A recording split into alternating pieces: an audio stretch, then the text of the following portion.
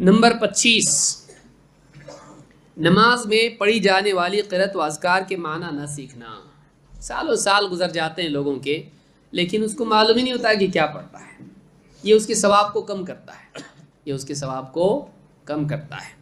اللہ کے رسول صلی اللہ علیہ وسلم فرماتے ہیں ما من مسلم یتوضأ فیسبغ الوضوء، جو بھی مسلمان وضو کرتا ہے اور کامل وضو کرتا ہے، اچھے سے وضو کرتا ہے، پورا وضو کرتا ہے، ثم یقوم فی صلاتہ فیعلم ما یقول، پھر نماز میں کھڑا ہوتا ہے، فیعلم ما یقول، وہ جان رہا ہوتا ہے کہ وہ کیا پڑھ رہا ہے، وہ کیا کہہ رہا ہے، یعنی جو کچھ وہ پڑھ رہا ہے نماز میں اس کو اس کا علم ہوتا ہے، اس کو سمجھتا ہے کہ میں کیا کہہ رہا ہوں۔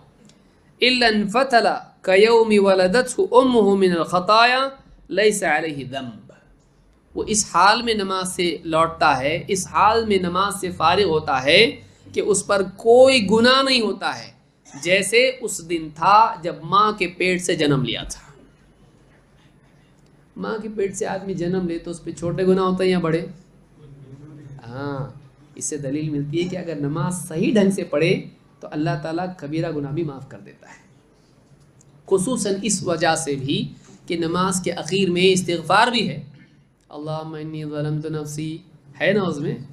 اب اس کو سمجھ رہا نہیں کیا پڑھ رہا، جس کو سمجھتا ہے وہ کیا کر رہا ہے، اے اللہ میں نے اپنے اوپر بہت ظلم کیا، تیرے سوا کوئی مغفرت کرنے والا نہیں، میرے سارے گناہوں کی مغفرت کر دے، مانگا نا اس نے، تو سارے گناہ معاف ہوں گے کہ نہیں ہوں گے؟ ہوں گے۔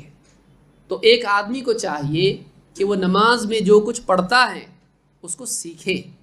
سورۃ الفاتحہ سالوں سال پڑھ رہا ہے، اس کو مطلب معلوم نہیں، قل هو اللہ احد پڑھ رہا ہے، اس کا مطلب معلوم نہیں، انا اعطیناک الکوثر پڑھ رہا ہے، مطلب معلوم نہیں، کتنی ساری دعائیں سبحان ربی الاعلیٰ کا مطلب اس کو نہیں معلوم۔